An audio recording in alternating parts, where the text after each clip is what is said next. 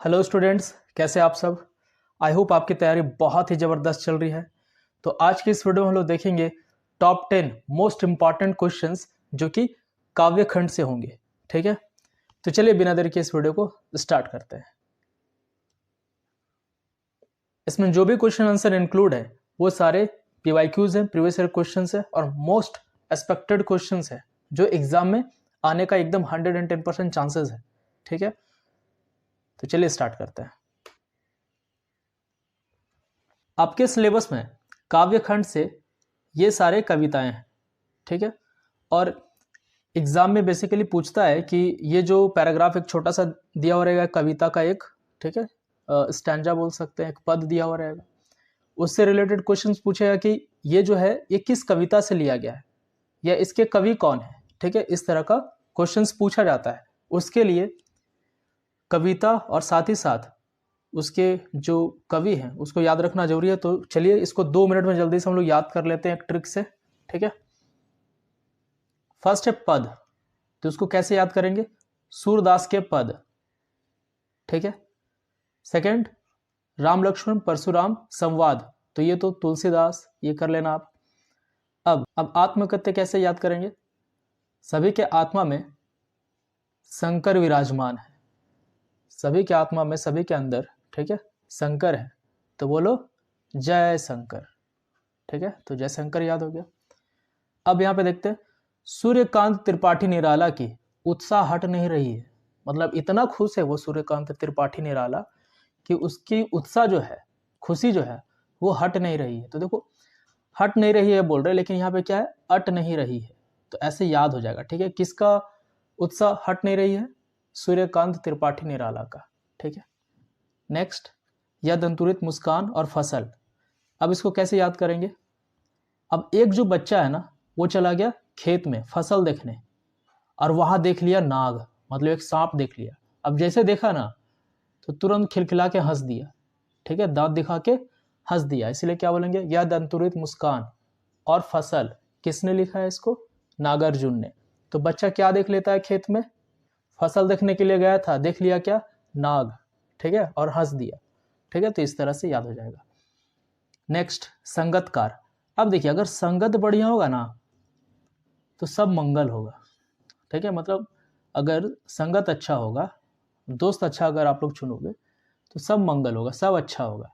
तो संगत बढ़िया होगा तो मंगल होगा, तो मंगलेश डबराल, ऐसे याद हो जाएगा। ठीक है, तो आई होप आपको अच्छे से याद हो गया होगा।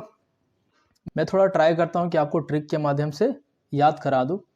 अगर ये याद हो जाएगा तो बहुत अच्छा लगेगा हमको भी, ताकि एग्जाम में आपका एक भी क्वेश्चन ना छूटे। चलिए आगे देखते हैं। क्वेश्चन 1 देखते हैं, कृष्ण के प्रति अपने अनन्य प्रेम का वर्णन गोपियों ने किस प्रकार किया है। बहुत ज्यादा इंपॉर्टेंट क्वेश्चन, एग्जाम में बहुत बार पूछा गया है। ठीक है, देखते हैं इसका आंसर। गोपियां स्वयं को कृष्ण रूपी गुड़ पर लिपटी हुई चींटी कहती हैं, वे स्वयं को हारिल पक्षी कहती हैं और कृष्ण को हारिल की लकड़ी। मतलब हारिल जो पक्षी है, ठीक है, वो हमेशा क्या करता है, एक डाली को पकड़े हुए रहता है और बहुत कस के पकड़े हुए रहता है। ठीक है, तो इसी तरह से हारिल से कंपैरिजन कर रही है गोपियां खुद को और कृष्ण को हारिल की लकड़ी। ठीक है, जो हारिल जो पक्षी है वो पकड़ा हुआ रहता है उस लकड़ी को, उससे वे मन वचन और कर्म से दृढ़ता पूर्वक कृष्ण को मन में धारण किए हुए हैं। वे सोते जागते दिन और रात और सपनों में भी कृष्ण का नाम रटती रहती है।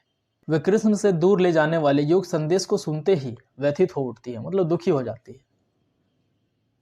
नेक्स्ट क्वेश्चन नंबर 2, कवि आत्मकथा लिखने से क्यों बचना चाहता है। अब आत्मकथा या आत्मकथ्य किसने लिखा है, आप बता देना कमेंट करके। ठीक है, कवि की दृष्टि में सबके जीवन दुख से भरे हैं, उसके जीवन भी। ठीक है, ऐसी स्थिति में वह आत्मकथा लिखने के पक्ष में नहीं थे। इसके और भी कई कारण थे। पहला क्या था कारण, उनकी आत्मकथा दूसरों को सुख प्रदान नहीं कर पाएगी। दूसरा,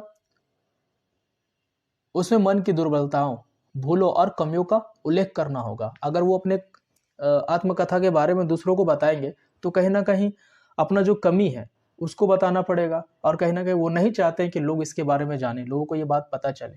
ठीक है, क्योंकि लोग उपहास करेंगे, मजाक उड़ाएंगे। कवि अपने जीवन की भूलों और दूसरों द्वारा दी गई प्रवचनों को सार्वजनिक नहीं करना चाहता था। ठीक है, इसीलिए जयशंकर प्रसाद आत्मकथा लिखने से बचना चाहते थे। क्वेश्चन नंबर 3 देखते हैं। मर्यादा ना लेही के माध्यम से कौन सी मर्यादा ना रहने की बात की जा रही है? इसका आंसर देखते हैं। कृष्ण ने उद्धव के माध्यम से जब नीरस योग संदेश भिजवा दिया तो गोपियों को ऐसा लगा कि वे प्रेम की सच्ची भावना रूपी मर्यादा का हनन कर रहे हैं। अतः गोपियों ने इसे छल की संज्ञा दी और प्रेम की मर्यादा का उल्लंघन कहा। तो आप यहां तक आंसर लिख सकते हैं, और अगर ये नहीं लिखना है तो और एक आंसर है। ठीक है, इसे देख लेते हैं। अभी तक गोपियां मर्यादा का पालन करते हुए चुपचाप कृष्ण वियोग की पीड़ा झेल रही थी। अब जबकि कृष्ण ने उद्धव के माध्यम से योग संदेश भिजवा दिया है, तब सारी मर्यादा समाप्त हो गई। अब वे भला किस मर्यादा का पालन करें? अब तो उनकी मान मर्यादा जाती रही। ठीक है, क्वेश्चन नंबर 4, गोपियों द्वारा उद्धव को भाग्यवान कहने में क्या व्यंग्य निहित है? समझ आंसर देखते हैं। गोपियां उद्धव को अति बड़भागी अर्थात भाग्यवान कहती है। यह बात वे सामान्य ढंग से ना कहकर व्यंग में कहती है।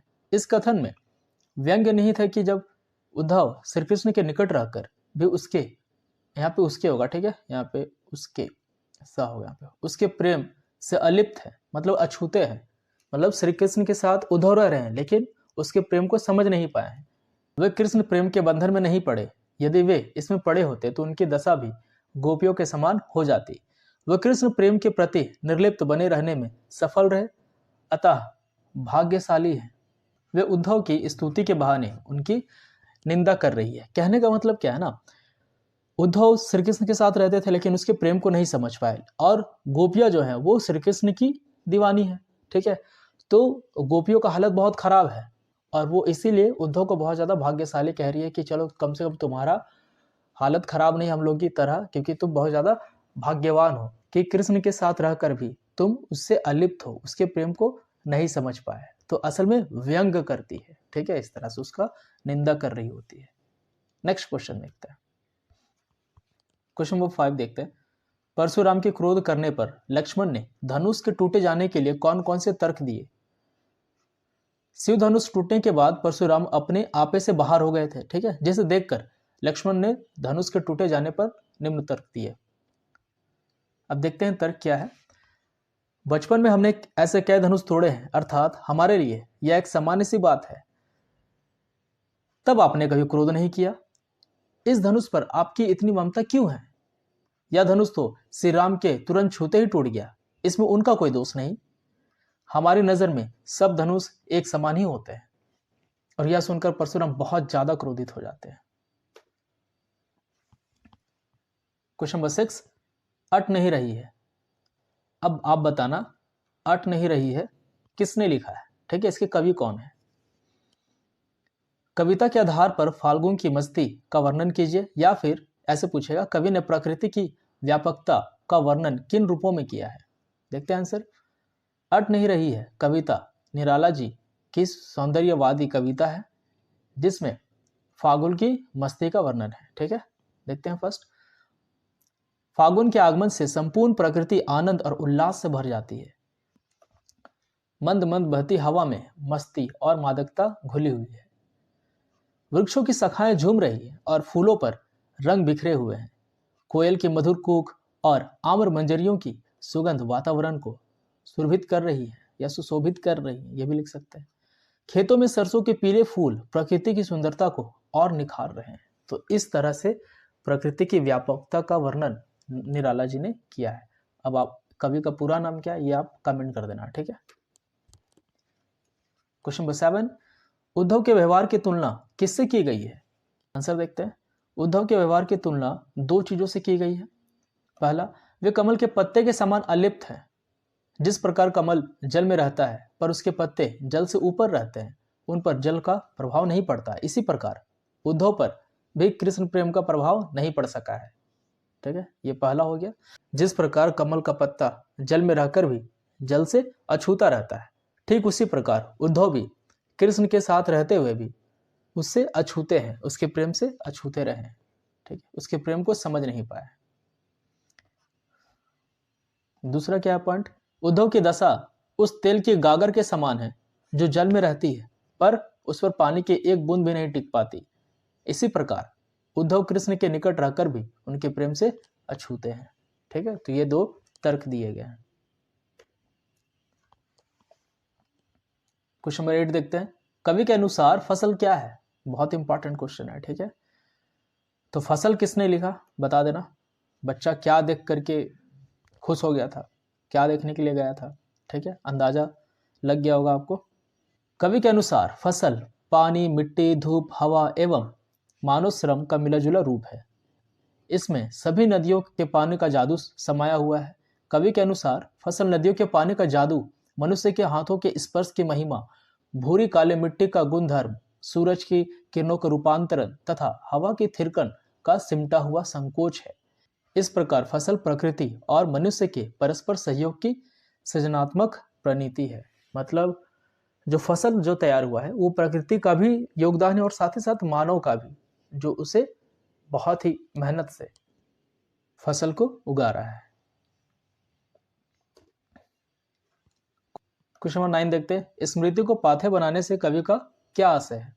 स्मृति मतलब हो गया यादें, पाथेय मतलब हो गया रास्ता, पथ या फिर एक जरिया जीने का। ठीक है, देखते हैं उत्तर में क्या लिखा हुआ है। स्मृति को पाथेय बनाने से कवि का यह आशय है कि जीवन में जो थोड़े बहुत मधुर क्षण आए थे, अर्थात जब उसका मिलन प्रिय के साथ हुआ था, उन क्षणों की स्मृति ही जीवन का सहारा है। उसी स्मृति के सहारे वह जी रहा है। अब जबकि वह चलते चलते थक गया है, तब उसके मार्ग में यही सहारा रह गया है कि वही पुरानी स्मृतियों को संजोए रहे। तो इसीलिए स्मृति का पाथेय बनाए रहने का कवि का यही आशय है। ठीक है, क्वेश्चन नंबर 10, कवि नागार्जुन ने बच्चे की मुस्कान के सौंदर्य को किन किन बिंबों के माध्यम से व्यक्त किया है? कवि ने बच्चों की मुस्कान के सौंदर्य को निम्नलिखित बिंबों के माध्यम से व्यक्त किया है। पहला क्या है, बच्चे की मुस्कान से मृतक में भी जान आ जाती है। यूं लगता है मानो झोपड़ी में कमल के फूल खिले उठे हों। यूं लगता है मानो चट्टानी पिघलकर जलधारा बन गई हो। यूं लगता है मानो बबूल से शेफालिका के फूल झरने लगे हों। मतलब बहुत ही मनमोहक या फिर दिल को छूने वाला एक दृश्य होता है। ठीक, अगर कोई बहुत ज़्यादा गुस्सा भी हो तो बच्चों के मुस्कान को देखकर उसका दिल पिघल जाता है। ठीक है, तो हो गया हमारा 10 इंपॉर्टेंट क्वेश्चंस खत्म यहीं पे। ठीक है, अब बाकी जितने भी क्वेश्चन आंसर है मैं जल्द ही अपलोड करूंगा। ठीक है, तो आप लोग अच्छे से पढ़ाई करना। तो वीडियो अच्छा लगा हो तो वीडियो को लाइक कर देना और चैनल में अगर नए हो तो चैनल को सब्सक्राइब कर देना। ठीक है, मिलते हैं आपसे अगले वीडियो में। Thanks for watching this video. Thank you so much. Bye bye.